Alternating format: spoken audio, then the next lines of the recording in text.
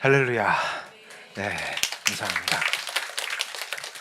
자, 말씀 봉독하고, 자, 요한복음 4장 23절로 24절 말씀입니다. 요한복음 3장, 요한복음 4장 23절로 24절 말씀입니다.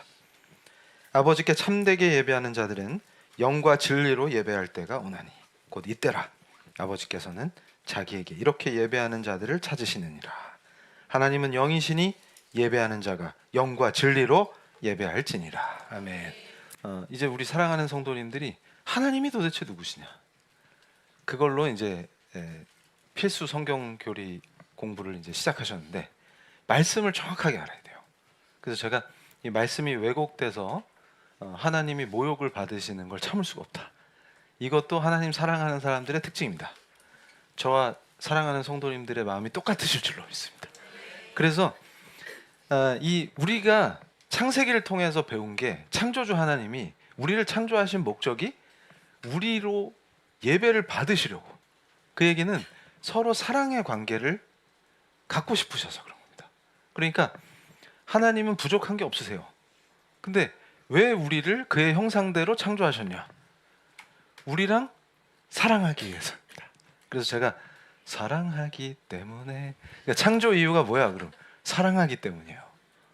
그런데 이 창조의, 특히 하나님 형상을 닮은 인간의 창조의 핵심은 어디느냐? 예배자로 창조하셨다는 거예요. 그런데 여기 이제 우리 예수 그리스도께서, 우리 주님께서 직접 말씀하시잖아요. 아버지께 참되게 예배하는 자들은 영과 진리로 예배한다. 근데 이게 무슨 말이냐?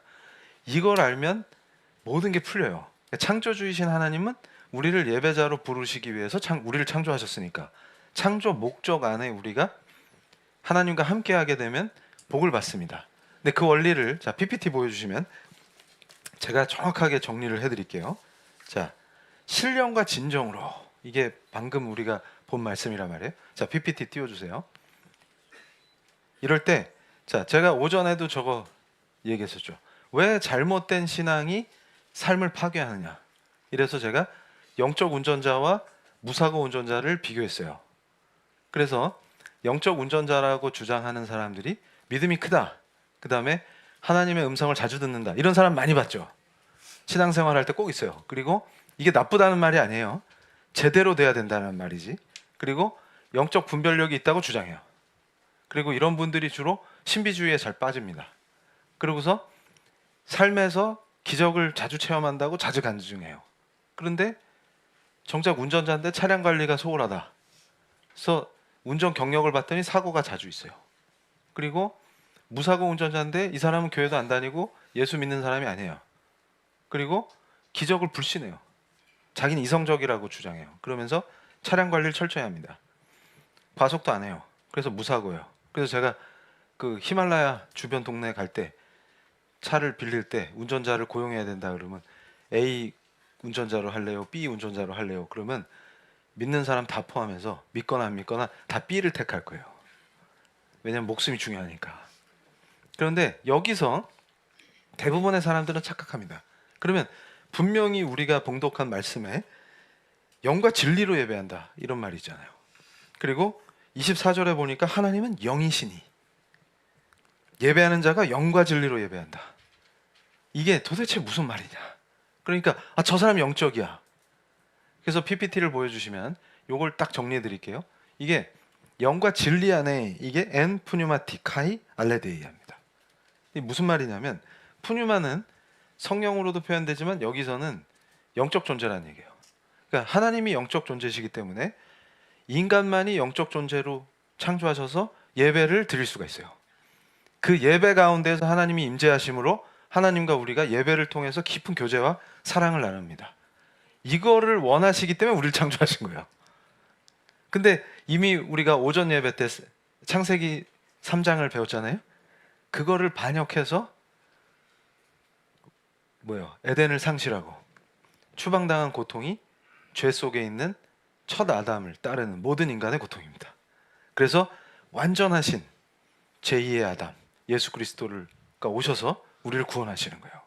그래서 그리스도 안에서 우리가 이 모든 것이 회복된다 그랬죠. 중요한 원리가 있어요. 이 알레데이아가 이게 신실하심입니다. 그래서 단순한 성실, 그러니까 안 믿는 사람들의 성실이나 정직, 안 믿는 사람도 성실한 사람 있죠. 정직하려고 노력하는 사람 있어요. 이것과는 다른 차원의 하나님의 품성, 하나님의 속성과 관련된 그 성실함, 신실함을 얘기하는 거예요. 그래서 이게 진실됨, 진리에 서 있음 이런 뜻이에요. 그래서 이 속성은 예수 그리스도 안에서 계시된 진리입니다. 그러니까 그리스도 안에 있는 성도들과 그렇지 않은 사람들이 세속적 관점에서 성실하고 정직한 거랑 다른 차원이 돼요. 그러면 이 말을 바꿔보면 아까 두 사람을 비교했죠. 그런데 이 사람 영적입니까? No. 무슨 얘기냐면 신실한 사람이 영적인 사람이에요. 그리고 영적인 사람은 반드시 신실합니다. 이걸 보세요. 그래서 로마서 12장 1절을 제가 봉독해드리면 이게 그대로 요한복음 4장 23절로 24절 말씀은 로마서 12장 말씀 1절 말씀하고 연결돼요. 그러므로 형제들아 내가 하나님의 모든 자비하심으로 너희를 권하노니 너희 몸을 하나님이 기뻐하시는 거룩한 산 제물로 드리라. 이는 너희가 드릴 영적 예배니라. 여기서 어떤 정신 나간 분이 막 설교를 하면서 영적 예배라는 거에 미술을 딱 치고 난리를 치는 거예요. 함부로 영적이란 말 쓰면 안 돼요. 그러면서 이 영적 예배를 드리려면 예배에 나와서 뭔가를 희생하지 않으면 영적이라는 말을 쓸 수 없는 거예요. 그래서 제가 그 얘기를 듣고 뭔 헛소리야 이게. 그런 게 어디 나와 도대체. 그러니까 우리 사랑하는 성도님들이 오늘부터 정확하게 이 교리를 체계화하실 때 뭘 생각하셔야 되냐면 말씀을 지멋대로 해석하는 거를 내가 복음이라고 해요. 그런데 많은 설교자들이 정신이 나가서 내가 복음을 설파합니다. 그러니까 성도들을 자기 목적으로 인도하기 위해서 창작해낼 수도 있고, 그리고 대부분의 직통계시 받는 자들이 그런 짓을 해요. 직통계시를 받는다고 주장함으로써 성경 자체를 문헌학적인 근거를 완전히 무시하고, 이 맥락이 있어요. 또 역사적 맥락, 문헌학적 맥락 이런 걸 완전히 무시하고 자기 혼자 그날 내가 계시를 받았어 이러면서 12장 1절의 영적 예배는 뭐 하다못해 주차 봉사라도 해야 여기에 해당되는 거야. 그런 거 없이 와서 앉아있는 자가 영적 예배를 드린다 그러면 큰일 나! 이러면서 혼자 부르르 떠는 거예요. 그걸 보고 뭐라 그래요? 치료가 먼저다. 정신이 나갔다. 그런 겁니다. 근데 그런 걸로 성도들을 가르치는 걸 보고 제가 충격을 받았어요. 근데 그런 게 시도 때도 없이 일어납니다. 근데 우리 참된 성도들은 말씀 위에 서기 때문에 그게 헛소리라는 걸 금방 알아요. 방금 영과 진리로 예배할지니 할 때 그 말이 여기서 그대로 연결됩니다. 잘 보세요. 자, 어떤 운전자가 있어요. 이 사람은 하나님 사랑합니다. 그러면 하나님의 성품 중에 어떤 하나님의 성품은 공유가 돼요. 우리하고 우리를 영적 존재로 영성, 푸뉴마로 예배하게끔 만들어 놓으셨기 때문에 우리가 하나님과 교제하는 거예요. 그래서 제가 야옹이 키우는데 야옹이가 아무리 귀여워도 야옹 한다고 하나님과 교제가 안 돼요. 멍멍이도 교제가 안 됩니다. 근데 우린 돼요. 그 안에서 잘 보세요. 하나님의 신실하심을 그리스도 안에서 닮아가기 시작해요. 그래서 그 성품을 배우게 됩니다. 그래서 하나님의 속성 중에, 성품 중에 어떤 건 우리랑 공유가 되고 어떤 건 공유가 안 돼요. 이걸 공유성, 비공유성 그럽니다. 예를 들면 하나님이 지식과 지혜의 상징 같은 창조주시란 말이에요. 그래서 우리는 창조성을 하나님의 형상을 닮았다는 것 속에 우리한테는 창조성이 있어요. 인간은. 그러면 창조적인 걸 하지만 하나님은 전지하시죠. 모든 걸 다 하세요. 근데 인간은 전지할 수 없습니다. 그러나 하나님이 갖고 계신 그 지식의 능력을 우리는 배워가고 따라가요. 한계 안에서. 그러면 그거 지식이라는 것은 공유할 수 있는 성품입니다. 그러면 제가 오늘 제일 강력하게 강조할 게 신실하심이에요. 이거를 그리스도 안에서 닮아갑니다. 그러니까 성령의 역사는 우리를 신실하게 하세요. 그래서 truthfulness, 신실한 사람이 영적인 사람이에요. 그러니까 아까 예를 들어서 보여준 여기에 굉장히 놀라운 은혜가 있는 게, 크레그 힐이 재정 전문가라 그랬죠. 그래서 제가 경제와 성경의 원리, 그 다음에 재정의 원리, 이런 거를 깊이 연구할 때 크레그 힐이 굉장히 영향을 줬어요. 근데 이분이 강조했던 것 중에, 저는 이제 여기서 한 발 더 나갑니다. 무슨 얘기냐면, 아주 기본적인 원리가 있는데 이거를 응용해서 적용할 때 여러 가지 역사들이 일어나요. 그래서 제가 오전에도 강조했지만, 경제적 문제에 있어서 특별히 하나님이 왜 경제 영역에서 중요한 역할을 하시냐, 모든 영역에서 다 중요한 역할을 하시는데 특별히 그런 이유가 있어요. 조금 이따 설명해 드릴 건데, 하나님이 누구십니까? 라고 물어볼 때 성경은 뭐라고 가르치시냐면 복 주시는 분이에요. 특히 이 복의 종류가 있습니다. 이것도 오늘 배워요. 그런데 아브라함에게 주신 그 복이, 그걸 다른 말로 멋있게 은혜 언약이라 그래요. 구원하시겠다는 그 복인데, 그 중에 땅의 복을 주세요. 이 땅이 상징하는 게 생계입니다. 그러니까 우리 크리스찬들은 특별히 하나님께서 내 사랑하는 아들, 딸을 잘 키워야지. 그러면 잘 키우려면 어떻게 돼요? 우리 사랑하는 성도님들도 자녀들이 있으신 분은 아실 거예요. 훈육을 안 하는 부모는 쓰레기입니다. 무슨 얘기냐면, 애가 있는데 뭘 잘못했는데 야단을 안 줘. 그럼 어떻게 돼요? 막가파가 되는 거예요. 그건 사랑이 아니에요. 그러니까 예를 들어서 진짜 사랑 안 해, 그러면 냅둘 거예요. 근데 부모가 진짜 내 자식이 사랑스러우면 얘를 훈육합니다. 그래서 인격적 인간으로 키우고 싶어요. 그럴 땐 회초리도 들겠죠. 그게 하나님이세요. 그래서 하나님을 복을 주신다? 이게 어디 나와요?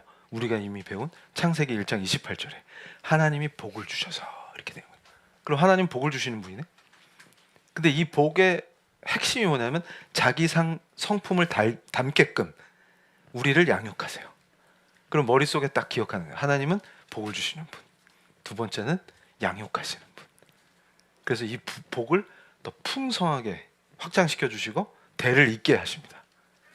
이게 하나님이 우리를 다루시는 방법이에요. 그러면 경제 생활을 하는데 하나님이 양육하시려고 허락하셔서 고난으로 경제가 어려워질 수가 있어요.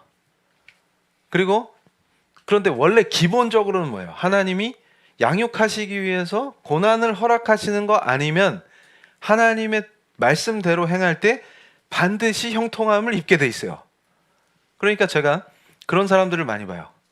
갓 딱 쓰고 조선 유생처럼 딱 앉아가지고, 크리스찬은 조선조의 딸깍바리를 향해 갈지어다, 이런 사람들 많이 봤어요. 그래서 제가 그런 분들을 유독교라고 가르쳐요. 왜냐하면 성경엔 그런 사람을 안 가르쳐요. 그러면 하나님이 아브라함한테 복 주시는 건 뭔데? 그건 나하고 관계가 없나 봐? 그럼 그 사람은 뭐예요? 그럼 하나님은 우리를 딸깍바리로 창조하셔서, 딸깍바리가 뭔지 아시죠? 관직에 못 나간 조선조의 끈떨어진 양반들이 1년 내내 가난해서 나막신을 신고 따각따각 걸어다녀서 딸깍바리예요. 옛날에 국어책에 실린 그 수필에도 나와요. 그래가지고 부인들이 죽어나요. 연골 도가니가 없어져요. 왜냐하면 너무 빡세게 일을 하는 거야. 이 양반은 맨날 앉아서 자왈 이러고 있는데, 그거나 공부나 좀 똑바로 하지. 그러니까 뭐예요? 제가 알려드렸죠. 너무 영적이야. 잘못된 영적이다, 그 말이에요. 그러니까 무슨 얘기냐면, 자, 여기서 우리가 중요한 걸 알 수 있어요. 영지주의는 초기 교회를 가장 위협한 기독교 이단입니다. 육은 신경 쓰지 마. 육은 더럽고 타락한 거야. 오직 영이야. 이 자들이에요. 그리고 영에만 깨달음이 있고 구원이 있어. 그러면서 로마서에 영적 인간, 육적 인간, 그걸 바울이 설명해 놓은 거를 갖다 붙여가지고, 그런 뜻도 아닌데, 그것까지 지금 설명하려면 너무 기니까, 그게 아닌데 거기에 꽂히게 해가지고 육적인 건 무시해야 돼. 그런 자들이 신령하다고 난리를 쳐요. 근데 역사적으로 그런 자들일수록 육적인 타락으로 무너집니다. 그 원리가 어디 있냐면, 자, 말씀을 통해서 육을 치는 거예요. 그래서 하나님 앞에 나오는 거예요. 그게 뭐예요? 신실한 사람이에요. 그 사람이 영적인 사람이에요. 근데 반대로 육은 상관없어. 그러니까 내가 경제 활동을 어떻게 해? 돈은 어떻게 벌어야 돼? 어떻게 소유해야 돼? 이런 거는 하나님이 누구신지를 모르니까 지 멋대로 개판 자기 멋대로 하고, 그래서 어떻게 돼요? 제가 깜짝 놀란 게 PLI 사역이 시작된 것도 그 때문인데, 개처럼 벌어서 정승처럼 쓰는겨, 이런 스타일의 장로님들이 너무 많은 거예요. 근데 성경 어디에 개처럼 벌어라 이런 게 어디 나옵니까? 도대체. 그러니까 버는 것도 성경대로 해야 된다. 그래서 버는 걸 축적하는 것도 성경대로, 쓰는 것도 성경대로. 그게 크리스찬인데 이게 막가자는 얘기네, 이렇게 된 거예요. 그래서 영적이라고 난리치는 자들일수록 어떻게 돼요? 육의 타락을 갖고 옵니다. 왜냐하면 어떻게 내 몸을 관리하는지도 성경이 가르치는데, 그러니까 신실한 사람은 몸을 관리해요. 말씀 앞에서, 말씀으로. 근데 이게 안 되니까 어떻게 벌어져요? 그러면서 잘 보세요. 자, 정죄하지 마라. 정죄 없는 세상을 만들겠다. 이게 얼마나 무서운 얘기냐면 그게 도덕 폐기론입니다. 그래서 영지주의는 도덕 폐기론으로 가요. 이유가 있어요. 육이 의미가 없으니까. 그러니까 어떻게 돼요? 한 번 사는 세상, 육체는 아무렇게나 해도 되는 거예요. 돈은 아무렇게나 해도 되는 거예요. 그런데 뭘 하냐면 신령하니까 기도는 해야죠. 근데 그 육의 정욕을 충족시키는 기도로 흘러가요. 그게 인간이니까. 근데 아무도 그걸 바로잡아 주거나 말씀으로 훈육받지를 못하기 때문에 계속 그게 강화돼요. 그러니까 어떤 인간이 되는 거예요? 영적이라고 기도하고 난리를 치고 철야를 하는데 그 기도 내용이 전부 정욕을 충족시키는 걸로 전락해버려요. 그러면서 나가서 성적으로 타락하는 걸 해도 가책을 안 받는 상태가 돼버리는 거예요. 그런데 그런 집단일수록 어떤 일이 벌어지냐면 정죄가 판을 칩니다. 잘 보세요.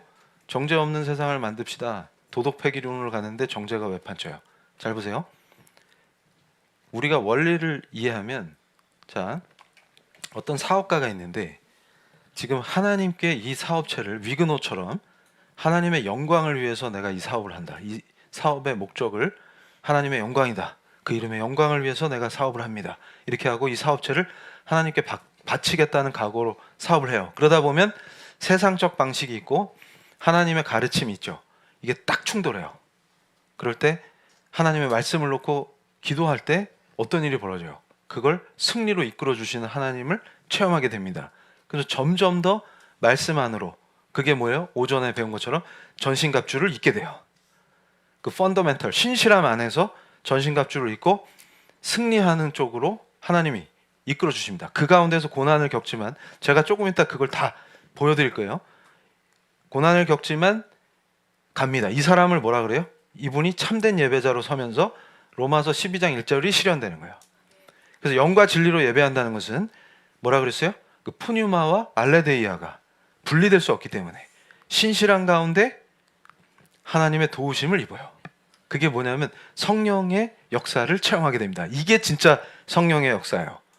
그런데 이 미혹시키는 악한 것들에게 꾀임을 빠져서 영지주의에 빠지면 어떤 일이 벌어지냐면, 신령한 걸 쫓는다고 난리를 쳤는데 결국 현실에서 이길 힘이 없어지죠. 그러면서 무너지기 시작하는데 왜 정죄가 판치냐면, 자, 저와 우리 사랑하는 성도님들은 이제 그걸 배웠어요. 말씀을 붙잡고 기도하면서 세상을 이기는 걸 배우게 됩니다. 그런데 자, 그렇지 못한 자들, 영지주의에 빠진 자들은 기도가 어떻게 될까요? 자기가 하는 방식에서 이 사업이 대박나게 해주세요 라고 기도를 할 때 이 사람들은 기준이 없기 때문에, 하나님이 주신 말씀이 규범적 기준이에요. 무엇이 옳고 그르고 내가 뭘 해야 되고 하면 안 되고 하는 기준인데, 그걸 배운 적도 없고 배울 의지도 없기 때문에 기도가 어떻게 바뀐다고 했어요? 자, 행위 중심의 신앙으로 세팅됩니다. 무슨 얘기냐면, 자, 새벽 기도를 100일간 빠지지 마봐. 그러면 네가 지금 하고 있는 그 사업이 대박나. 이렇게 가르치게 되는 거예요. 왜냐하면 근거가 없기 때문에. 그럼 어떻게 돼요? 나는 신령해 그러고서 새벽 기도를 100일을 채우고 있는 거예요. 근데 그게 뭐예요? 성경이 금지하고 있는 미신입니다. 중세 때 종교개혁 하기 전에 성경을 모르는 무식한 사제들이, 성경이 라틴어로 되어 있는데 사제라고 주장하는데 지도 라틴어를 몰라요. 그럼 성경이 무슨 내용을 가르치는지 지도 모르니까 성도들 모아놓고 뭔 짓을 해요? 미신짓을 가르치는 거예요. 그럼 성도들은 그 말 듣고 100일 치성을 막 드려. 그랬더니 저기 동양의 극동 지역에도 100일 치성을 좋아하는 민족이 있었으니 그들에게 말씀이 전해져서 그 짓을 멈춘 거예요. 그랬더니 다시 교회가, 우리 한국 초기 교회를 생각해 보세요. 진짜 은혜로워요. 진짜 말씀대로 세워지기 시작하니까. 그래가지고 그 뒤에 정한수 떠놓고 빛나있다 빛나있다 백일치성을 드린나있다, 그리고 심청이를 막 임당수에 점프시키고 이런 짓들을 멈췄는데 하나님의 은혜로 어느 날 교회가 타락을 하더니 교회에서 그 짓을 가르치면서 백일치성 새벽에 드리면 그게 정한수 띄워놓고 빛나있다 빛나있다 하는 거랑 뭐가 달라요? 근데 문제는 항상 어디서 터지냐면 100일째 딱 됐어. 근데 아무 일이 안 일어나. 헐, 이렇게 되는 거예요. 그래서 제가 그 피해자들 무지하게 봤어요. 그러다가 지금도 기억이 나는데, 작년 신정 1월 1일을 앞두고, 구정이었나? 그 연세 많이 드신 권사님이 편찮으신데 아들을 데리고 저를 찾아왔어요. 그래서 우리 목사님이 재정설교를 하시는 거 듣고서 은혜를 받아가지고 우리 아들이 그 잘 다니던 직장을 때려치고 주식의 길로 가겠다고, 그래가지고 이걸 어떻게 하냐 그러면서 막 우셨어요. 왜 그러니까 남편이 주식으로 집안을 홀랑 날려먹었는데, 아니 그래서 저한테 그러는 거예요. 이게 무슨 주식에 영이 임했는지 집안에. 아들이 또 그 길을 가겠다고. 그래서 울면서 막 말렸다는 거예요. 네 아버지가 집안을 어떻게 해먹었는지 네가 산 증인 아니냐.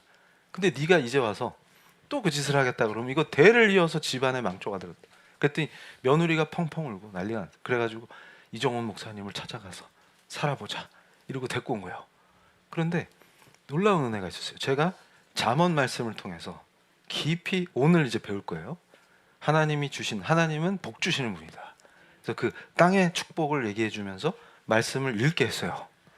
놀라운 일이 일어났어요. 갑자기 닭똥 같은 눈물이 뚝뚝 떨어집니다. 애들한테서. 그러면서 회개를 하더라고.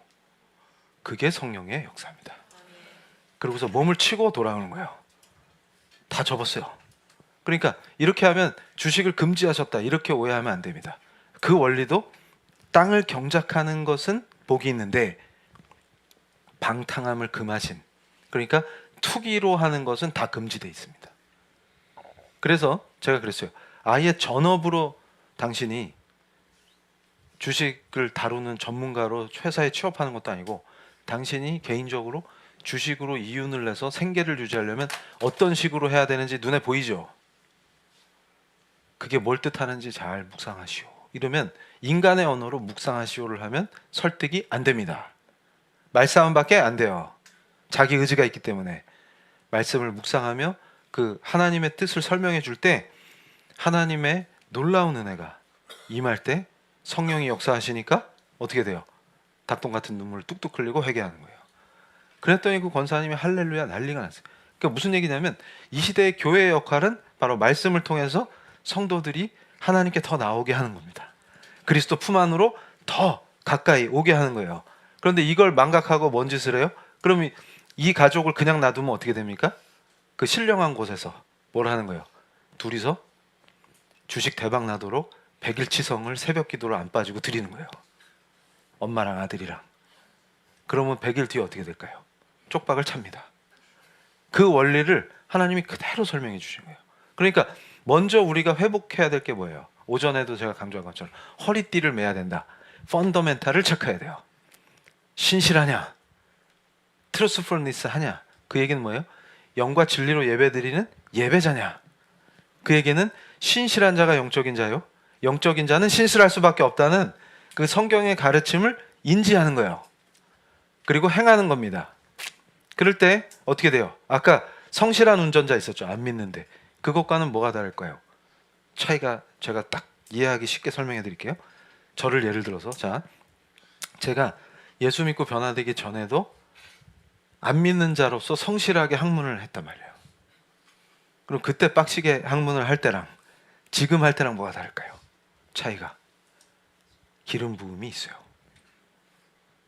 그 차이는 설명이 안 돼요. 설명이 돼요. 이게 뭐냐면 예배자로 서는 신실함입니다. 근데 아무리 내 인간적 노력과 욕구를 통해서 성실한 것은 예배자로 서는 그 성실함과는 차원이 달라져요. 그 차이를 느끼셔야 됩니다. 근데 그럴 때 이게 뭔 차일까? 그러면 진정한 복됨이 무엇인지를 알게 해줍니다. 그러니까 잘 보세요. 인간적 신실함으로 열심히 정직하게 성실하게 하면 성과를 낼 수가 있습니다. 하나님은 공의의 하나님이시기 때문에 무당 딸이 열심히 공부하면 수능을 망치게 하시고, 목사 딸이 열심히 공부하면 수능 대박 나게 해주시는 그런 분이 아니에요. 이 원리를 이해하셔야 됩니다. 공의의 하나님이에요. 땀의 분량을 채우게 하십니다. 그런데 차이가 뭐냐? 그러면 질이 달라져요. 그리고 하나님이 주시는 그 희락을 맛볼 수 있느냐? 아무리 열심히 공부해도 허무합니다. 그래서 제가 원하는 걸 성취했어요. 그러고 남는 게 뭐냐? 돌아보면 내가 이 짓을 왜 했지? 이겁니다. 근데 하나님의 그 놀라운 은혜 안에서 내가 신실할 때 세상에서 이루는 업적이나 이런 것도 차원이 달라지고 그 안에 희락을 주시기 때문에 더 하나님을 깊이 느끼고 사랑하게 만드세요.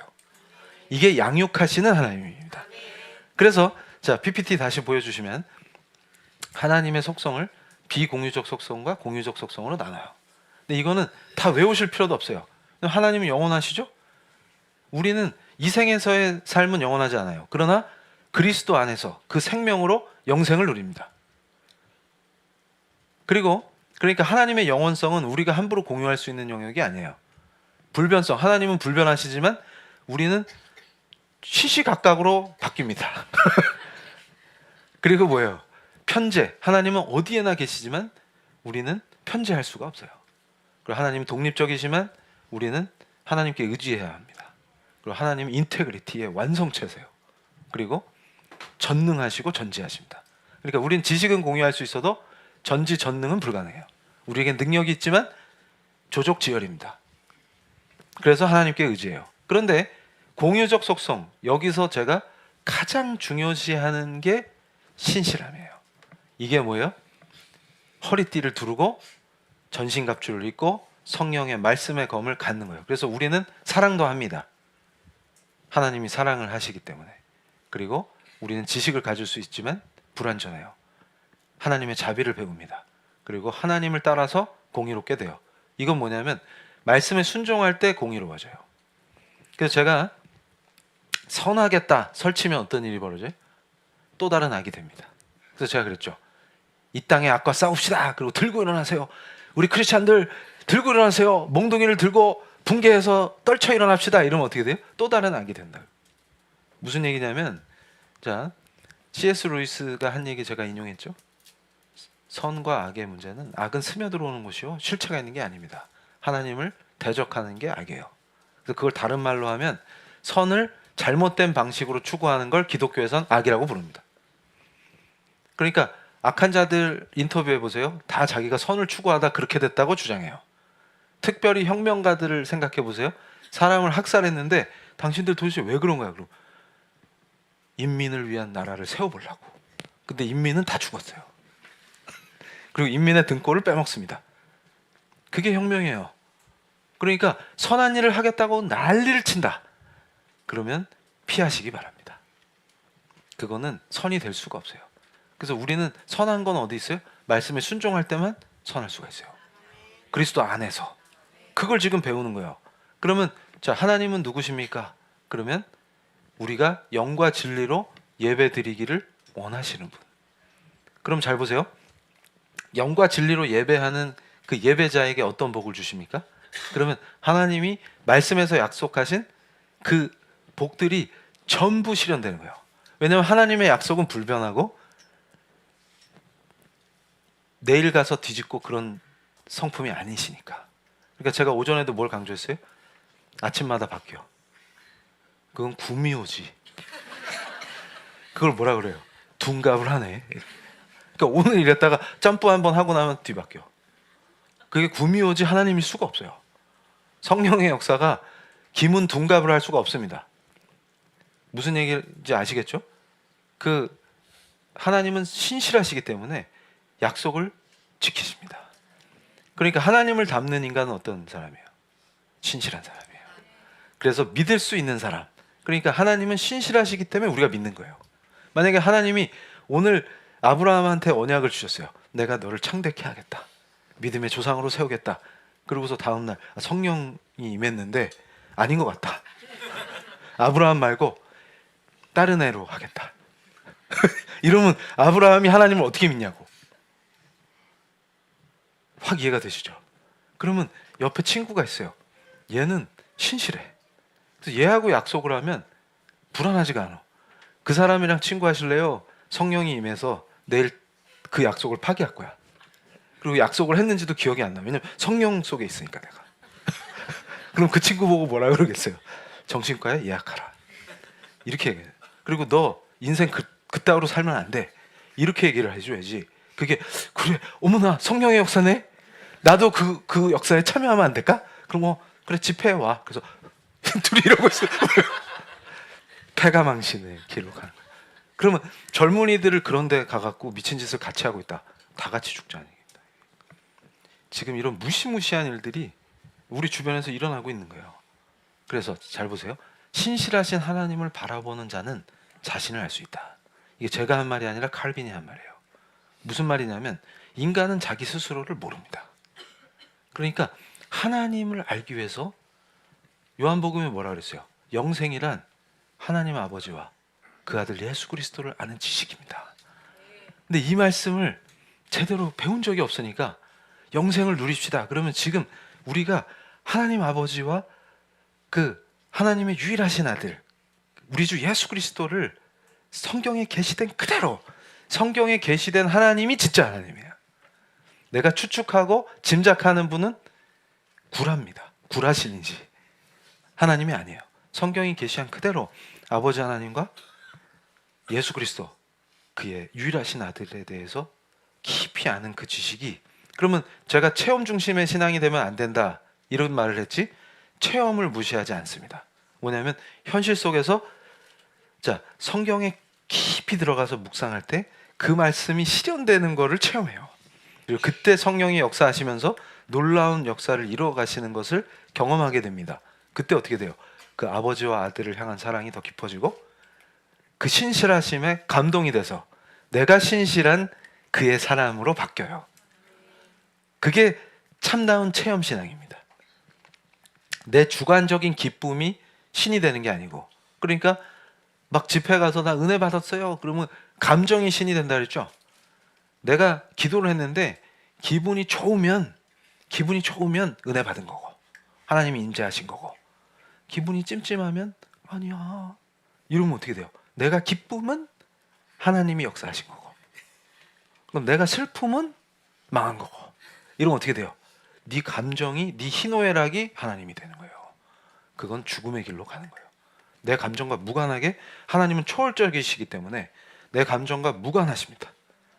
그래서 제가 말씀드리는 희락은 뭐냐면 하나님이 지금 여러분이 바른 길을 가고 있을 때 은혜 안에서 누리게 하시는 희락이 다른 차원이 있어요.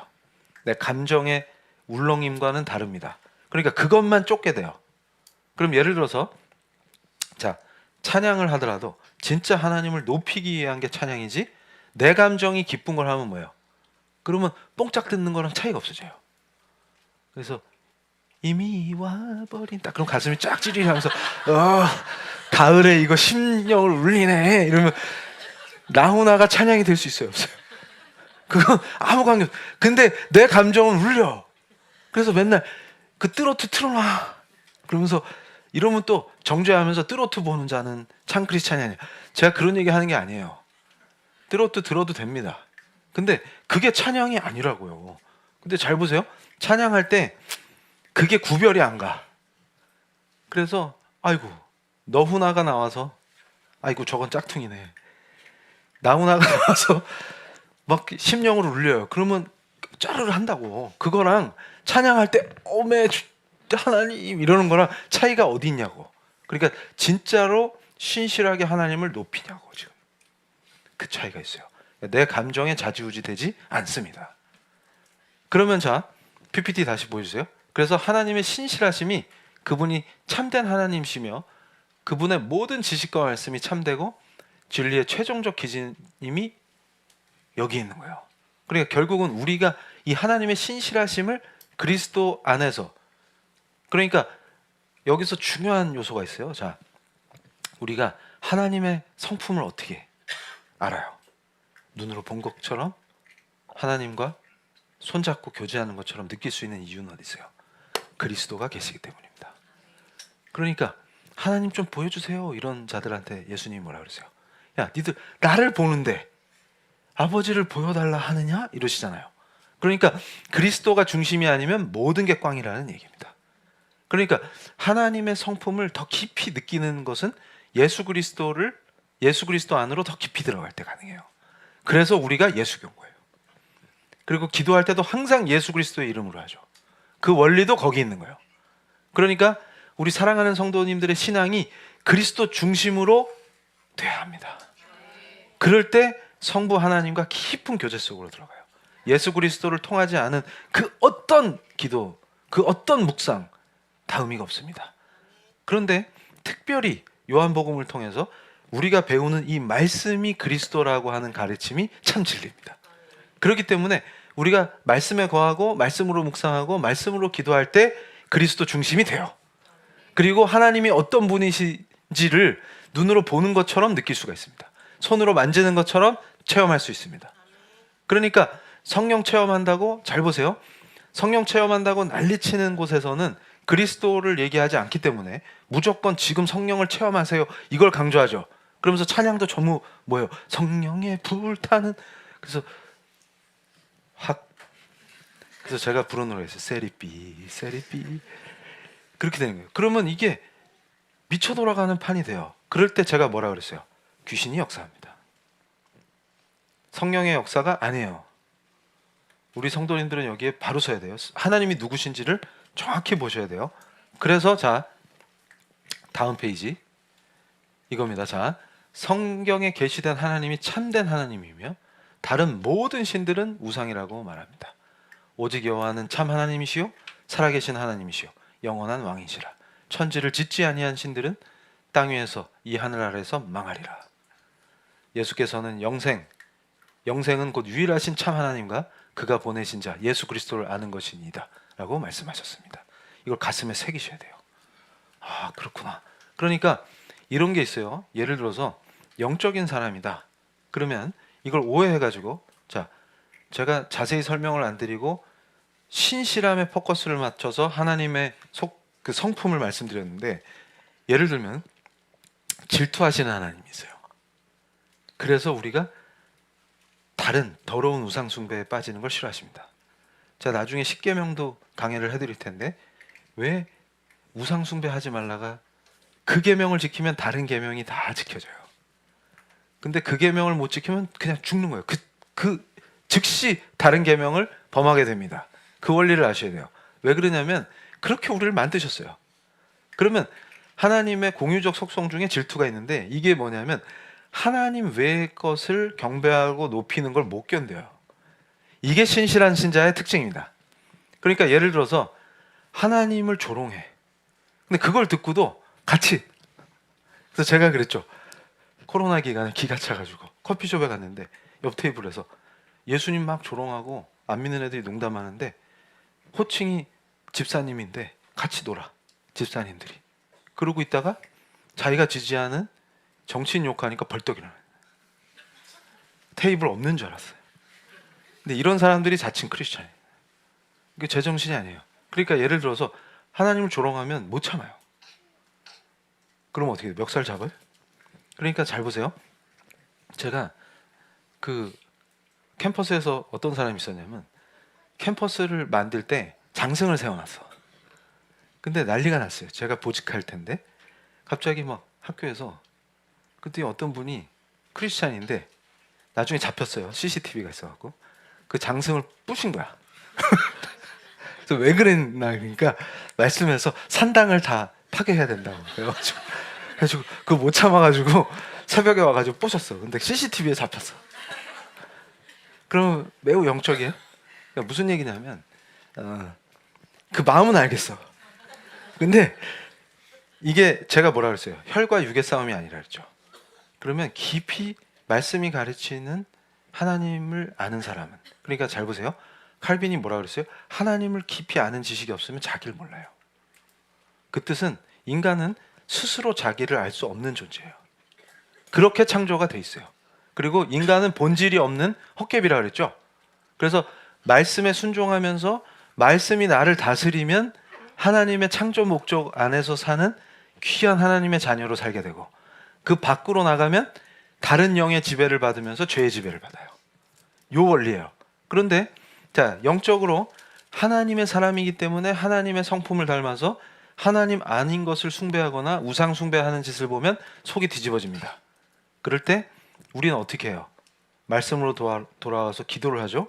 그러면 바울이 이방 세계를 치고 들어가듯이 능력을 나타냅니다. 그러면서 그들을 감복시켜서 캠퍼스를 제2캠퍼스 다시 캠퍼스를 정비할 때 우상을 뽑아버려요. 그럴 때 반대하고 맞서는 자들이 나와도 그 하나님의 사람 때문에 그게 실현됩니다. 그게 성령의 역사예요. 그걸 체험하게 하심으로 하나님이 역사하시는 걸 느끼게 돼요. 그게 신실하심입니다. 그러니까 사랑하는 여러분, 걱정하지 마세요. 신실하신 하나님 예수 그리스도 품 안에 있으면 그 기도가 상달됩니다. 왜냐하면 그리스도가 중보자시기 때문에. 그래서 그리스도를 사랑하고 그의 이름을 높이는 자가 나갈 때 성령이 역사하시는 거예요. 그래서 분명히 눈을 부릅뜨고 맞서고 있었는데 실제 삶에서 체험하는 거예요. 연구실에서 기도 열심히 하고 하나님의 이름을 높이기 위해서 그때 은혜가 부어져요. 그러면 주먹을 불끈 쥐고 나가는데 설명할 수 없는 은혜가 강타되고 나도 모르게 눈물이 나요. 그럴 때 딱 나가서 선포하면 대적들이 무너집니다. 체험할지어다. 은혜를 누리시기 바랍니다. 그러면 어떻게 돼요? 내가 사업을 하는데 진짜 이건 하나님 뜻대로 말씀대로 하기 위해서 하다 보니까 고난을 당해요. 그럴 때 똑같은 은혜를 체험하게 됩니다. 이게 뭐예요? 세상을 이기는 거예요. 그리고 그것이 로마서 12장 1절의 말씀이 내 삶에서 실현되는 겁니다. 이게 영적인 사람이에요. 그래서 신실합니다. 왜냐하면 하나님 앞에서 약속한 거는 찰떡같이 지켜야 되니까. 그래서 하나님이 우리에게 주신 언약은 절대 불변으로 현실에서 실현시켜 버리시기 때문에 그 원리를 아셔야 됩니다. 그래서 다음 페이지 보여주세요. 그래서 제가 목요 예배 때 강조했던 거랑 연결되는 거예요. 잘 보세요. 창조주 하나님이 누구시냐? 이미 하나님은 창조주라는 건 창세기를 통해서 제가 강력하게 얘기했기 때문에 그 창조주가 어떤 분이시냐? 이럴 때 은혜, 언약과 복을 이해해야 됩니다. 그래서 창세기 1장 28절에 복을 주시겠다 했는데 이걸 구체적으로 아브라함에게 약속하시면서 은혜, 언약이 출발을 해요. 그런데 자, 여기서 보세요. 땅의 축복은 삶의 터전과 경계를 의미하기 때문에 생계를 하나님께서 복 주신다는 의미입니다. 그래서 내 하나님 여호와께서 내게 기업으로 주신 땅에서 내가 반드시 복을 받으리니 너희 중에 가난한 자가 없으리라. 신명기 15장 5절 말씀이에요. 그래서 제가 P&I 사역을 하면서 왜 크리스찬들이 말씀을 안 믿냐? 그러니까 가난을 미덕으로 가르치면 안 된다. 무슨 얘기냐면 우리가 청빈해져야 되는 것과 일부러 가난해지는 건 다른 차원입니다. 그러니까 내가 지금 내 직업을 일구는 데 있어서 하나님이 일부러 나를 양육하기 위해서 허락하신 고난 때문에 경제적으로 어려워지는 것과 내가 성경적이지 않게 살기 때문에, 잘 보세요. 안 믿는 사람은 아무 상관없어요. 지들 멋대로 사는 거예요, 그냥. 우리가 복음을 전해서 변화되게 하는 거지, 하도록 기도하는 거지. 근데 믿는다고 하면서 성경대로 하지 않으면 반드시 문제가 생깁니다. 이걸 점검해야 된다 그 말이에요. 내가 성경적으로 살지 않기 때문에 생기는 문제인 건지, 하나님이 나를 양육하시기 위해서 고난을 허락하시기 때문에 어려워진 건지. 근데 둘 다 고민할 필요가 없어요. 깊이 묵상하는 가운데 말씀대로 바꾸면 회복될 것이요. 고난 중에 있으면 기도를 통해서 그 고난을 희락으로 넘겨주십니다. 승리로 이끌어주세요. 그래서 보세요. 그렇기 때문에 아브라함과 롯이 서로 다투죠. 그러면서 어떻게 돼요? 혈육이 지금 롯이에요. 그런데 땅을 선택하고 갈라설 수밖에 없는 상태가 됩니다. 그때 어떻게 하세요? 하나님이 아브라함이 땅을 선택할 우선권을 조카한테 줘버리죠. 그럴 때 하나님은 어떻게 해요? 아브라함의 선택에 대해서 너는 일어나 그 땅을 종과 행으로 두루 다녀라. 내가 그것을 내게 주리라. 하나님은 땅의 복을 주시는 분입니다. 이걸 다른 말로 해서 삶의 경계를 정해주시고 직업을 주시고 그걸 통해서 번성하고 충만하기를 원하세요. 이게 창세기의 원리예요. 창조하신 하나님의 성품이에요. 그래서 우리를 기르시는구나. 자, 보세요. 자손의 복을 주십니다. 두 번째요. 그러니까 아브라함에게 약속하신 은혜 언약 안에서 성도님들이 기억하실 게 첫째, 땅의 축복. 이것은 삶의 경계와 생계의 문제구나. 그래서 땅과 생계는 연결됩니다. 두 번째는 뭐예요? 자손의 복인데 교회와 성교의 본질이 이 안에 있어요. 그래서 그를 이끌고 밖으로 나가 이르시되 하늘을 우러러 무뼈를 셀 수 있나 보라. 또 그에 이르시되 내 자손이 이와 같으리라. 하나님은 아브라함에게 하늘의 별과 같이 바다의 모래같이 많은 자손을 주겠다고 약속하셨고 그 약속을 이룬 게 지금 신약 시대의 교회로 나타나는 겁니다. 그 은혜가 그대로 실현되는 거예요. 그래서 아브라함이 여호와를 믿으니 여호와께서 그 이를 그의 의로 여기시고 이신칭의의 본질은 구약의 창세기에 나오는 아브라함을 통해서 그가 믿음의 조상이라는 걸 통해서 우리가 예수 그리스도를 믿음으로 그 아브라함의 후손이 되는 거예요. 그 복을 누리게 하십니다. 그래서 다음 페이지 보시면 제가 목요일 날 강조하다가 이걸 스킵했는데 바울 선교에 대한 방해꾼이 누굽니까 했을 때 타락한 교회라고 그 유대인인 것처럼 지금 현대 사회에서 믿지 않는 자들을 향한 선교의 가장 큰 방해물은 어디입니까? 그러면 타락한 교회와 타락한 성도들이라고 제가 얘기했죠. 그런데 아브라함의 그 복 속에 이 원리가 있어요. 새로 바울이 선교해서 이방 세계의 공동체가 교회가 세워진다는 의미는 수많은 교회가 개척되죠. 그 의미는 뭐냐면 이 새로 태어난 공동체에 하나님의 도를 행하도록 도덕적 변화를 가르치는 선교가 하나님의 백성들이 확장되는 아브라함의 후손들이 늘어나는 이 복을 말하는 거예요. 그래서 성경이 가르치는 규범을 포기하는 것을 사랑으로 가르치는 것을 칼빈이 악마의 회당이라고 불렀습니다. 그러니까 우리가 이걸 명심해야 돼요. 도덕 폐기론은 결코 크리스찬이 행하는 짓이 아닙니다. 그리고 도덕 폐기론은 율법주의와 통함으로 서로 마귀가 낳는 쌍생아와 같은 것이다. 이렇게 표현했어요. 그러니까 무슨 얘기냐면 교회가 개척되고 하나님의 사람들이 생명으로 변화돼서 이게 확장된다는 것은 뭘 의미하는 겁니까? 하나님의 의가 확대되고 하나님의 의와 하나님의 도를 따르는 도덕 공동체가 활성화되고 늘어난다는 걸 의미해요. 그러니까 하나님의 은혜로 우리 그리스도의 몸된 피엘교회가 세워지고 우리의 영향력이 확대된다는 것은 뭐예요? 바로 저 바울의 선교가 확대됨으로 하나님의 의의 공동체가 커진다는 뜻입니다. 그렇게 되면 어떻게 돼요? 우리 성도들이 끼치는 세상의 선한 영향력이 소금과 빛으로 하나님을 기쁘시게 한다 그 말이에요. 그게 선교의 원리예요.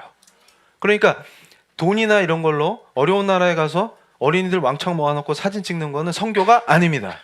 그리고 선교에서 제일 중요한 것은 에비슨이나 언더우드나 아펜젤러가 한 것처럼 진리의 말씀이 선포돼서 그 말씀으로 키워진 기라성 같은 기독교의 인재들이 조선을 바꾼 것과 같은 그 역사를 말하는 거예요. 그러니까 우리가 해외 선교할 때도 그런 역사가 없다 그러면 그게 선교가 아니라는 거예요. 하나님이 원하시는 선교가 아니에요. 뭘 가르치는지도 모르고 뭘로 양육하는지도 모르고 그러니까 여기서 핵심이 어디 있어요? 이제 하나님의 성품 중에 보세요. 양육하시는 하나님. 그러니까 무슨 얘기냐면 시험과 고난의 훈련은 하나님이 허락하십니다. 그래서 그 일 후에 하나님이 아브라함을 시험하시려고 그를 부르시되 아브라함아 하시니 그가 이르되 내가 여기 있나이다. 우리가 이런 존재예요. 아브라함의 후손답게 하나님은 우리를 부르시고 창세기 3장에서도 아담이 죄짓고 숨어 있으니까 하나님을 피하죠. 그때 아담아 부르시는 분이 누구예요? 하나님이에요. 그리고 완전하신 제2의 아담 예수 그리스도가 오셔서 우리의 구세주 되심으로 우리가 그를 닮아가는 그 완벽한 하나님의 구속의 역사가 진행 중이고 우린 그 안에 있어요. 그걸 표현하는 거예요. 그래서 잘 보세요.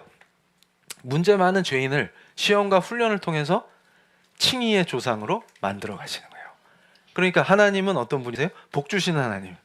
그리고 시험과 고난을 허락하시는 하나님이에요. 이걸 뭐라 그래요? 양육한다. 그러면 선교의 기본 원리는 뭐예요? 우리가 가서 하나님의 종된 사역을 통해서 바울이 한 것 같이 이방 세계에 그러니까 아직 복음을 모르는 사람들에게 예수 그리스도를 전하고 그들이 그 말씀으로 양육되게 우리가 목자의 역할을 하는 거예요. 그걸 선교라고 불러요. 그럼 새로운 하나님의 의와 도를 행하는 공동체가 생겨나겠네요. 그걸 우리를 통해서 확산시키십니다. 그래서 아브라함에게 약속하신 그 복이 땅에서 실현되는 거예요. 자, 그래서 보세요. 다음 페이지. 근데 중요한 원리가 있었어요. 아까 뭐가 있었어요? 나그네로 만드신다고. 이 얘기는 뭐냐면, 자, 저와 여러분이 하나님의 성품을 이해할 때 우리는 절대 땅의 경계를 정하신다고 했지만 거기 터줏대감 노릇을 하라고 정하시지 않으셨어요. 그럼 무슨 얘기냐? 우리는 이 세상에서 다 나그네입니다. 본향을 그리워해요. 하나님 나라의 백성들입니다. 이 원리를 정확히 이해하셔야 돼요. 그래서 하나님은 우리를 완전히 정착해서 뿌리내린 농경민족으로 키우시는 게 아닙니다. 그럼 우리가 구약을 묵상할 때 우린 유목민이야. 그러니까 지금 허락하신 그 생계 안에서 아브라함을 굉장히 번성하게 하시죠. 그러니까 생각해 보세요. 아브라함이 찌질의 화신이에요. 그러니까 제가 예수 그리스도의 은혜를 모를 때, 안 믿을 때, 아니 이런 자를 왜 믿음의 조상으로 세우시지? 그랬어요. 그러니까 뭐냐면 친구와 하기도 싫어요. 예를 들어서 현실에 있으면 이런 사람은 그럼 왕 앞에 가갖고 와이프가 예쁜데 왕이 탐내니까 저 사람이 나 해치면 어떡하지? 그래서 제 동생인데요. 이런 사람 있다고 생각해 보세요. 와, 저건 진짜 진짜 친구하기도 싫다. 이런 생각이 확 들죠. 근데 이런 자를 믿음의 조상이라고 내세우시면 하나님이 이상한 거 아니야? 안 믿을 때 이렇게 돼요. 그런데 나중에 예수 그리스도의 은혜가 충만할 때 그 말씀을 묵상하면 눈물이 뚝뚝 떨어져요. 내가 이런 자인데 나를 구원하신 그 은혜에 사무치게 돼요. 근데 그 아브라함을 그렇게 훈련시키셔갖고 키우시는데 하나님의 사랑이 얼마나 극진한지가 막 그냥 땅을 나눠도 야 조카 네 먼저 해라 이래도 가면 거기서 번성하고, 그리고 희한하게 아브라함이 키우면 가축도 이뻐, 털도 윤기가 나. 그게 다 하나님이 주신 복이에요. 그러니까 저와 여러분의 삶이 그럴 줄로 믿습니다. 그런데 사랑하기 때문에 그냥 안 놔두세요. 그래가지고 갖은 어려움을 겪기도 하고, 그래서 또 일어나고 또 일어나고 그렇게 돼요. 그래서 풍성한 삶을 체험하게 하십니다. 그런데 자 보세요. 그 와중에 이거 보세요. 양육하시는 하나님에서 제가 그 투기에 빠진 자들을 돌이킬 때 잠언 말씀으로 투자와 투기를 어떻게 구별합니까? 주식은 악이다 이렇게 가르치는 게 아니에요. 자, 자기의 토지를 경작하는 자는 먹을 것이 많거니와 방탕한 것을 따르는 자는 지혜가 없느니라. 쫄딱 망합니다. 여기서 방탕한 것은 투기를 얘기하는 거예요. 하나님은 모든 투기를 금지하십니다. 그런데 땅을 경작한다는 것은 땀과 피의 분량을 채우라는 뜻이에요.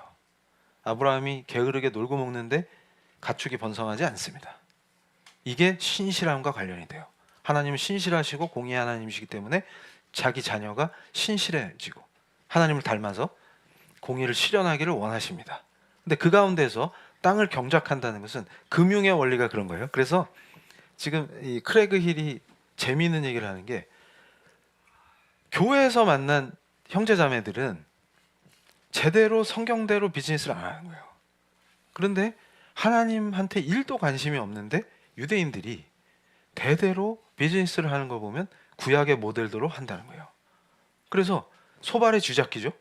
그래서 유대인들하고 인터뷰를 하면, 비즈니스를 아주 성경적으로 하는 유대인을 만나서 인터뷰를 하면 그런다는 거예요. 너 이거 어떻게 알고 했냐? 성경에서 가르치는 거예요. 그러면 그냥 할아버지가 하는 대로 하는 건데. 그럼 그 할아버지는 어떻게 했을까요? 그냥 자기 아버지가 하는 걸 따라한 거예요. 그러니까 어떻게 돼요? 전승이 돼요. 근데 이 사람들은 세속적 유대인이기 때문에 절기는 지켜도 하나님한테 관심도 없는데도 하던 대로 하니까 잘 되는 거예요. 그 원리를 이해하셔야 돼요. 근데 크리스찬들은 맨날 모여가지고 기도하고 난리를 치는데 사업장에 가보면 성경적인 애들이 거의 없어요. 그래서 왜 그러는 건데? 몰라요! 이런다는 거예요. 한 번도 들어본 적이 없어요! 이런다는 거예요. 이게 뭐지? 그러니까 여러분 잘 보세요. 중세 기독교와 이게 종교개혁기를 거치면서 중세 교회에서 뭘 가르쳤냐면 금융업은 하나님이 금지하는 거로 가르쳤어요. 그러니까 기독교인이 해서는 안 되는 짓으로 가르치니까 금융업에 종사한 사람들이 주로 유대인들이에요. 그래서 유대인 부자가 많아요. 이게 역사적으로 근거가 있는 얘기입니다. 그런데 중요한 원리가 있어요. 자, 땅을 경작한다 그랬죠. 이 땅의 경작을 돕는 것은 땅의 경작 안에 포함됩니다. 그러니까 우량기업이 나오려면 금융업이 서포트해주지 않으면 우량기업이 나올 수도 없고 기술 투자를 할 수가 없어요. 그러니까 이런 원리들이 엮여 있어요. 근데 이런 걸 성경을 깊이 모르니까 분리시켜 버린 거예요.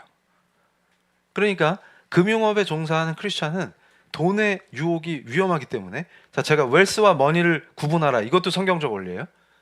머니로 환산되는 순간 더 큰 유혹에 빠지고 위험해집니다. 그렇기 때문에 돈을 직접 다루는 직업에 속한 크리스찬들은 더 주의해야 돼요. 그래서 주식을 직접 다루거나 펀드 매니저로 일하거나 이럴 때 원칙들이 있어요. 그것도 제가 만들어놨는데 나중에 우리 성도님들을 위해서 특별 교육을 할 거예요. 금융권에 있는 분들을 위해서. 그러니까 그걸 말씀으로 자신을 지키는 것이 모두를 구합니다. 고객도 구하고 자기도 지키고 가족들을 파탄에 빠뜨리지 않아요. 근데 이런 원리 안에서 살아야 합니다. 그래서 자, 다음 페이지 넘겨주세요. 이제 끝으로. 그러니까 무슨 얘기냐면, 제가 시편 95편 7편을 좋아하는 이유가 있어요. 그는 우리의 하나님이시요 우리는 그가 기르시는 백성이며 그의 손이 돌보시는 양이기 때문이라. 너희가 오늘 그의 음성을 듣거든 여호와께서 이르시되 내 사랑하는 독자 이삭을 데리고 모리아 땅으로 가서 내가 내게 알려준 한 산 거기서 그를 번제로 드리라. 이 두 말씀이 어떻게 통합니까? 잘 보세요. 기르시는 양이기 때문에 시험하시는 거예요. 기르시는 양이기 때문에 양육하시는 거예요. 하나님이 나의 하나님이 돼주시겠다고 하는 이 놀라운 은혜 안에서 우리는 그의 양육을 받습니다. 그러니까 그 양육을 받을 때도 제가 우리 사랑하는 성도님들이 오늘 이 말씀을 배우고 기도하실 때 그걸 기도하시기를 원해요. 뭐냐면, 지금 나를 양육하시기 위해서 고난을 허락하셨다면 그것조차도 쉬운 길로 인도하여 주시옵소서. 그러니까 이게 놀라운 은혜예요. 제가 지금까지 모든 것이 은혜입니다, 이걸 고백할 때 제가 근기가 약해요. 그러다 보니까 지금 제가 말씀드린 기도를 많이 했어요. 근데 빡센 거 분량을 채우시게 하시면서도 하나님이 얼마나 사랑이 많으신지, 그리고 우리를 안쓰럽게 여기시는지를 직접 체험할 수 있습니다. 그건 제가 보장해요. 왜냐하면 그게 성경적 원리이기 때문에. 그러니까 제가 이걸 느낄 때 은혜를 받은 게, 아브라함을 생각해 보세요. 개차반인데 찌질한데 그를 믿음의 조상으로 세우시는 과정을 보세요. 진짜 만약에 우리 성품 같았으면 하나님이 불벼락을 내려도 몇 번을 내리실 텐데 아브라함을 늘 복 주시면서 데려가세요. 신기해요. 그 삶의 경계를 정하실 때도 이상하게 양을 치면 양이 번성을 하고 땅을 파면 우물이 터지고, 그게 뭐예요? 그분이 하나님이세요. 그러니까 지금 나한테 고난을 허락하셔서 나그네 된 그 고통을 참게 하시더라도 그곳에 정착할 때 항상 복을 주시고 거기서 물이 나게 하시고, 그분이 하나님이에요. 그래서 우리가 놀라운 은혜를 체험하게 됩니다. 그래서 다음 주일에는 제가 여기서 연결해서, 자, 오늘 우리가 잊어서는 안 되는 게 하나님은 신실하십니다. 그래서 우리가 그리스도 안에서 그 성품을 배워가요. 그래서 신실한 사람이 영적인 사람이에요. 영적인 걸 분리해서 신실함과 분리할 수도 없고, 그래서 영과 진리로 예배한다는 그 진리를 선포하신 거예요. 예수님께서 너희가 헤매고 있구나, 정신 차려라. 하나님을 사랑한다는 것은 너희들이 영과 진리로 예배하는 것을 말하는 거야.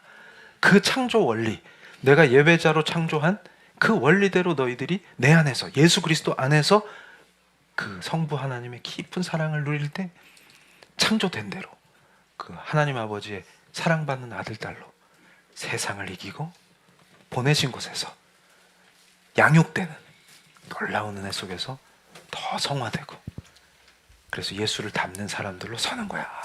그게 본질입니다. 오늘 하나님의 성품을 배웠어요. 다음 주에는 삼위일체와 그 하나님의 유일하신 아들 예수 그리스도 기독론을 배웁니다. 도대체 그리스도는 누구시냐, 이렇게 우리가 신학적 기반 안에서 하나님이 누구신지를 알고 믿어야 돼요. 하나님은 복을 주시는 분입니다. 그리고 양육하시는 분이에요. 그 전제는 우리를 창조하셨다는 창조주라는 그 놀라운 하나님의 은혜 안에 있는 것입니다. 그럼 첫 번째 기도할 때 저는 우리 사랑하는 성도님들이 구하는 기도를 하기를 원합니다. 뭐냐면 땅을 주시옵소서. 그리고 내가 실족했거나 아브라함처럼 하나님 뜻에서 벗어났을지라도 양육하시는 하나님이 사랑으로 양머리 목자 되신 우리 예수 그리스도를 따라서 바로 물이 있고 푸른 초장이 있는 곳으로 우리를 인도하실 줄로 믿습니다. 저에게 아브라함에게 허락하신 그 땅의 축복이 그대로 우리 성도들에게 임하게 하여 주시옵소서. 하나님 삶의 경계를 정해주시고 거기서 푸른 초장과 맑은 시냇물을 주셔서 풍성히 먹여주시옵소서. 땅을 주시옵소서. 이건 잘못된 기도가 아니에요. 땅의 축복을 누리게 하여 주시옵소서. 그것은 생계 문제를 해결하고 신명기의 말씀이 실현되는 가난을 면하고 당당한 생활인으로 독립적인 경제 생활을 누리고 남에게 의지하지 않아도 당당한 경제 생활을 할 수 있는 성도들로 우뚝 서시기를, 지금 이 순간 우리가 하나님을 깊이 묵상하고 하나님을 아는 지식을 배움과 동시에 그 말씀이 그대로 우리 성도들의 삶에 실현되기를 간절히 기도하겠습니다. 주여! 아버지 하나님, 우리 성도들을 받아주시옵소서. 하나님의 그 깊은 사랑으로 우리 성도들의 기도를 받아주셔서 성경에 약속하신 그 놀라운 은혜, 땅의 축복을 받게 하심으로 생계의 문제가 해결되므로 당당하고 자율적이고 독립적인 성도들로 세워주시옵소서. 경제 문제 때문에 어려움을 겪어서 위축되고 주눅드는 성도들이 아니라 당당하게 자율성을 가지고 독립성을 가지고 하나님이 주신 기업을 일구며 하나님께 영광을 돌리며 그 기업을 하나님의 뜻대로 확장함으로 선한 영향력을 끼칠 수 있는 성도들로 땅에 복을 내려 주시옵소서.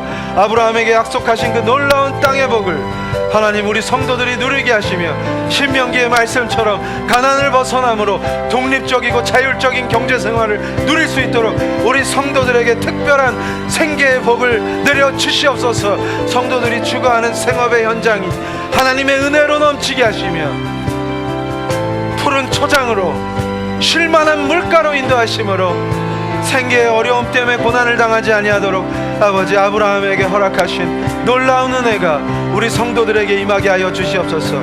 우리 성도들이 구하는 것들을 하나님의 은혜로 만나주시며 공급하시며 공급자 되시는 선한 하나님의 능력을 삶으로 체험케 하여 주시옵소서.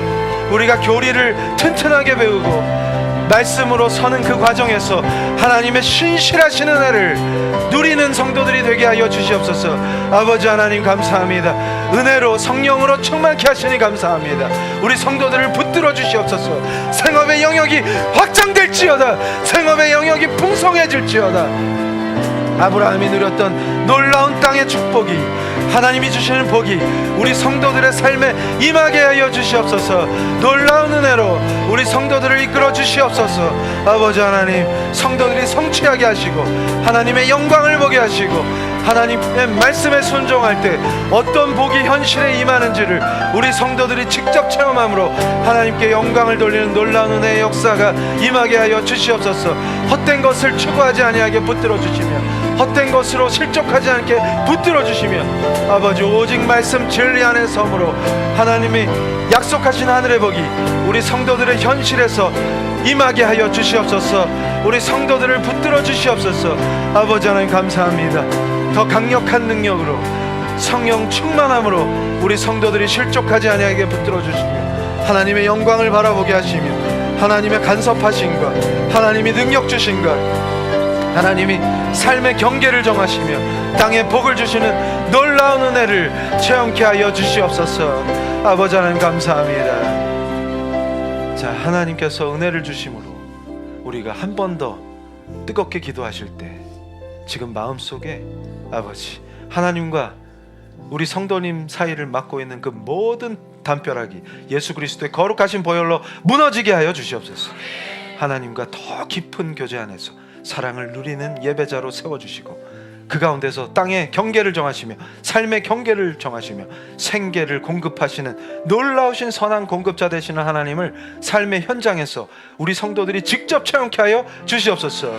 또한 우리 성도들의 2세들이 장성하는 가운데 있어 특별히 하나님이 복 주시는 그 은총이 아브라함의 그 놀라우신 자손의 번상을 약속하신 같이 우리 성도들의 자손들에게 임하게 하여 주시옵소서.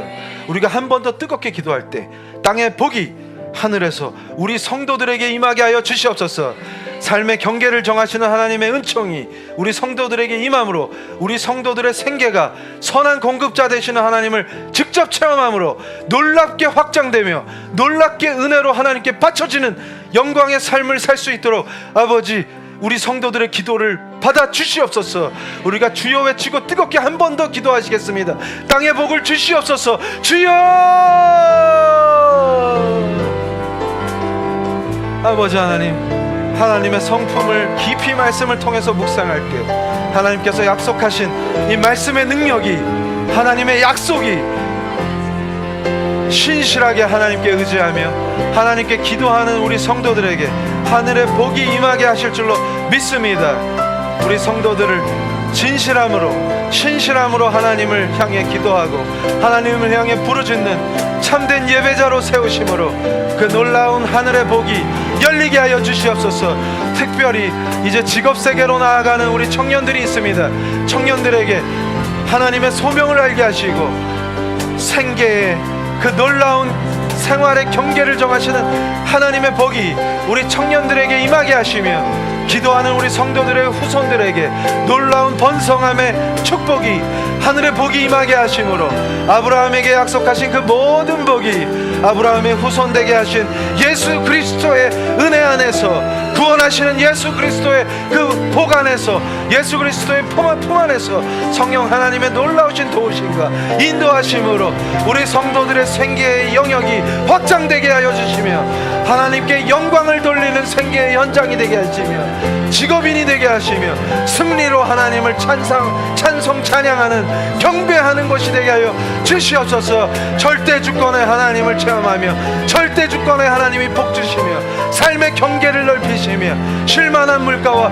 푸른 초장으로 인도하시는 놀라운 하나님의 양육하시는 그 은혜를 삶의 현장에서 우리 성도들이 경험하며 더욱더 강력한 예배자로 산 제물로 자신을 바치는 거룩한 예배자로 우리 성도들을 세워주시옵소서. 전능하신 하나님,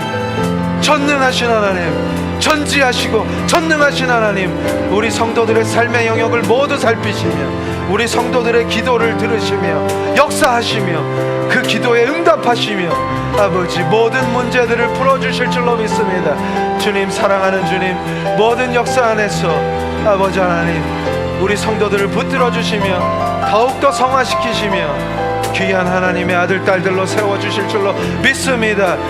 삶을 정복하고 다스리게 하시며 아버지 하나님의 강한 영향력 안에서 더 확장되며 정복하고 다스리는 놀라운 은혜가 있게 하여 주시옵소서.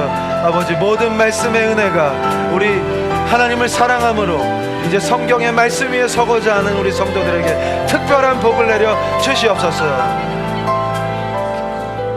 자, 이제 끝으로 하나님의 은혜로 세워주신 우리 PL교회를 위해서 다 같이 통성으로 기도하시겠습니다. 아버지, 우리 성도 한 분 한 분을 선한 영향력을 강력하게 빛과 소금의 능력으로 나타내는 예수 그리스도의 제자로 세우심으로 땅을 정복하고 세상을 다스리고 통치하는 놀라운 하나님의 은혜가 우리 성도들의 삶에서 펼쳐지게 하심으로 성도들이 모여 이룬 이 하나님의 우리 예수 그리스도의 몸된 PL교회가 더욱더 강력한 영향력으로 세상을 정복하고 다스리게 하여 주시옵소서.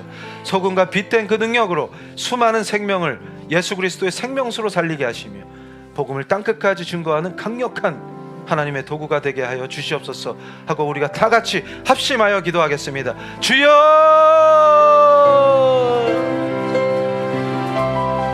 하나님 아버지 감사합니다.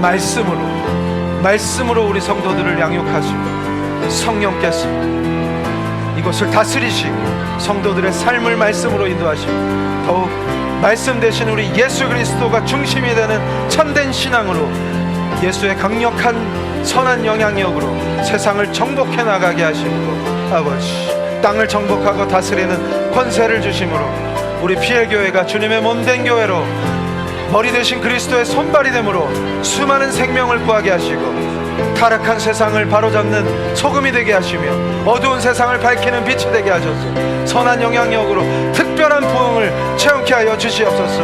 영향력을 확대하게 하시고 많은 생명을 구하게 하시며 땅끝까지 복음 전하는데 하나님의 특별한 도구로 예수 그리스도의 손발로 사용하여 주시옵소서.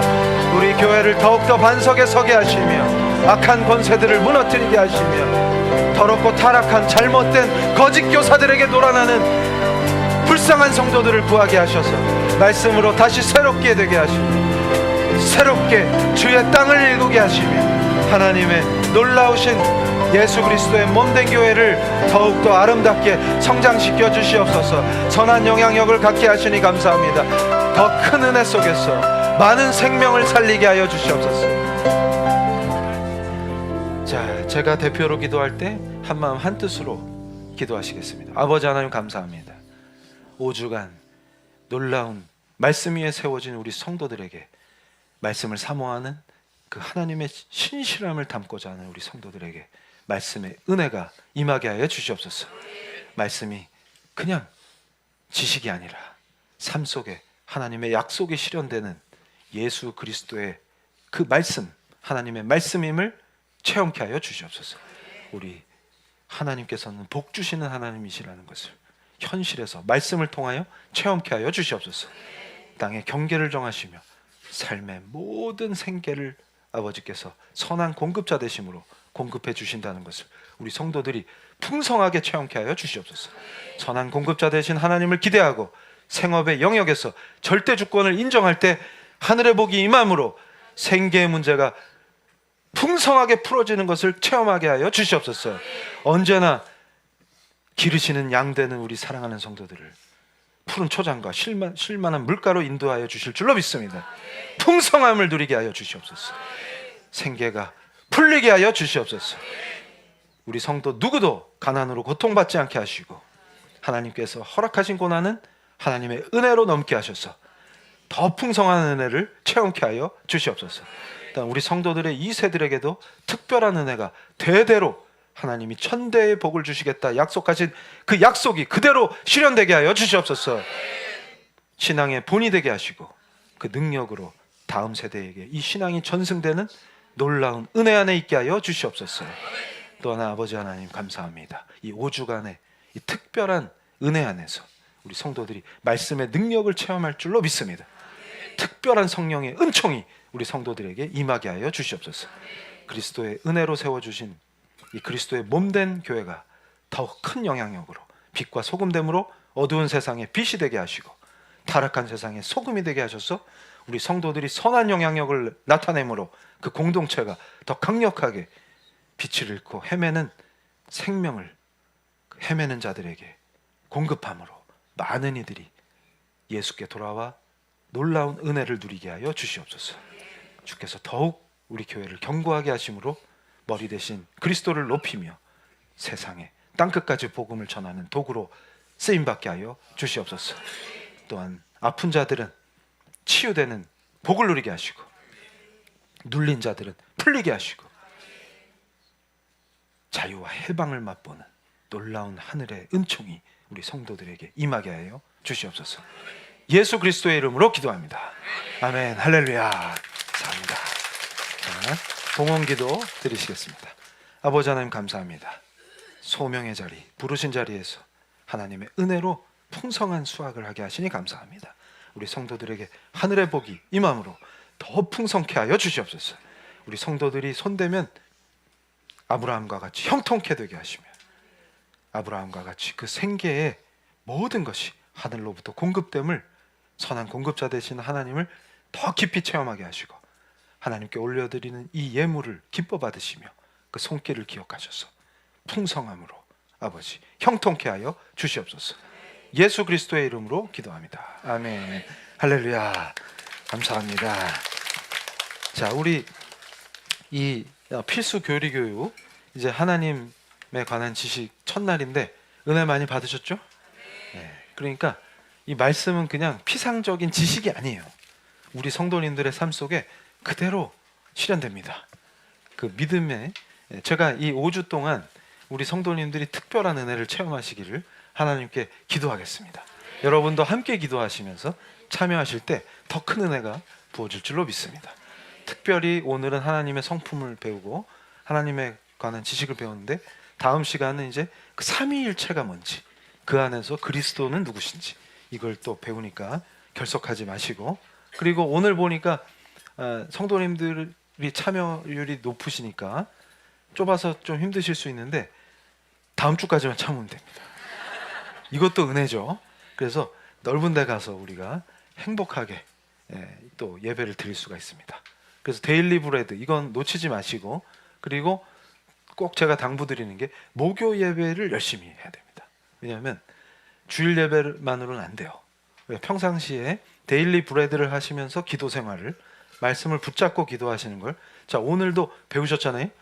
이제 월요일부터 세상으로 파송되실 때 뭘 놓고 기도하시냐면, 복 주시는 하나님의 그 내가 신실함으로 살 때 이 내 삶의 경계를 바꾸시고 이 생업의 문제를 하나님이 주관해 주시는 것을 직접 체험케 해달라고 이번 한 주간 기도하는 거예요. 목요 예배 때까지. 그럴 때 하나님이 놀라운 은혜를 주실 줄로 믿습니다. 그리고 목요 예배 또 하고 주일까지 기도하고, 이게 계속 말씀을 붙잡고 기도하는 거, 이게 습관이 돼야 돼요. 그럴 때 그게 전승됩니다.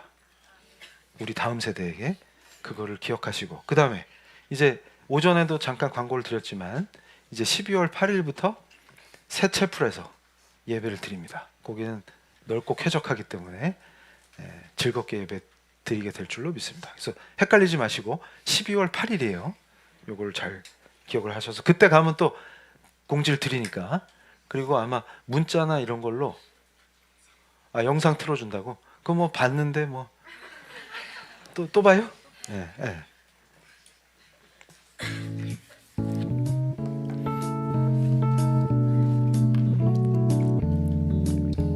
아마 자랑을 하고 싶은 것 같습니다.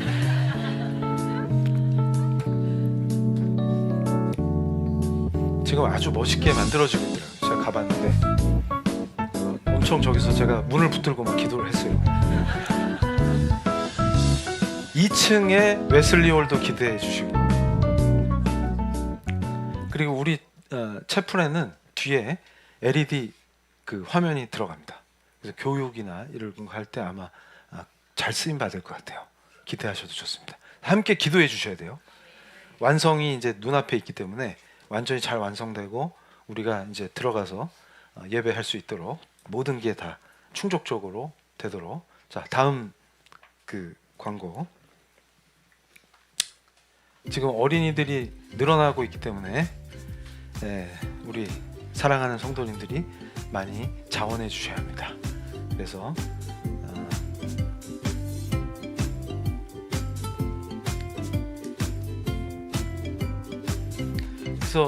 자꾸 이제 저한테 미리 광고하지 말라고 압박이 들어오지만, 제가 살짝 말씀드리면, 이제 우리가 노량진 채플로 이사를 가면은 거기서 뭘 할 거냐면, 전에도 제가 살짝 맛배기로 말씀드렸는데 그 코딩 교육이 있어요.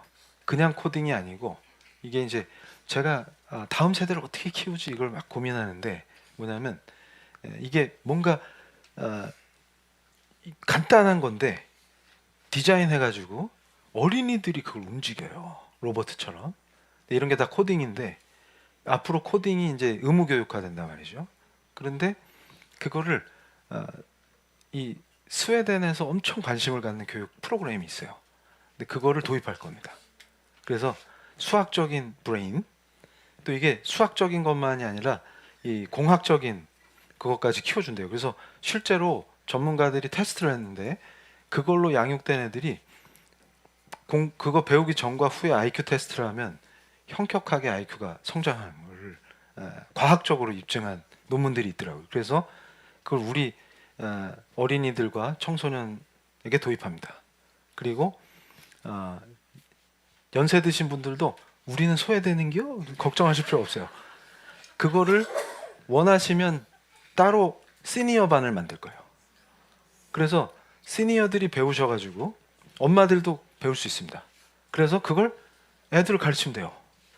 그래서 그거를 할 건데 그냥 그것만 하면 안 되잖아요. 그래서 우리 PL교회의 장점은 뭐냐면 성경적 세계관을 접목시켜서 할 예정입니다. 기대가 되시죠? 그래서 어린이들이 창세기를 배우면서 그걸로 뭘 만드는 거예요. 이런 걸 생각하고 있기 때문에 아마 이제 노량진으로 이사 가면 공간이 넉넉하고 웨슬리 홀도 강의실로 활용할 수 있기 때문에 이런 게 다 가능할 줄로 믿습니다. 그래서 원하시는 분들은 직접 그걸 배워가지고 우리 청년들은 그걸 배워서 또 창업할 수 있도록 제가 서포트하려고 그래요. 여러 가지 것들이 지금 인큐베이터 안에서 잘하고 있으니까 기대해 주셔도 좋습니다. 그 주인공들로 활약하실 줄로 믿습니다. 또 부담 느끼지 마세요. 강제는 1도 없습니다. 자, 그래서 또 공지할 게 있나요? 네, 평신도 교리 교육 이거 열심히 참여하시고 그 다음에 홈페이지 오픈했으니까 많이 활용해 주시고 그리고 지금 온라인으로 참여하시는 분들은 온라인 성도로 등록하고 싶으시면 홈페이지에 들어와서 등록하시면 됩니다. 자, 그러면 축도함으로 오늘의 이 온전한 예배를 하나님께 올려드리겠습니다. 지금은 우리 주 예수 그리스도의 은혜와 깊은 사랑에 하나님 아버지의 극진하신 사랑하심과 성령님의 인도하시고 교통하시고 이끄시는 그 놀라운 은총이 머리 숙여 기도하는 우리 PL교회 성도들 위에 온라인으로 함께 하시는 온라인 성도들 머리 위에 지금부터 영원토록 함께 있을지어다.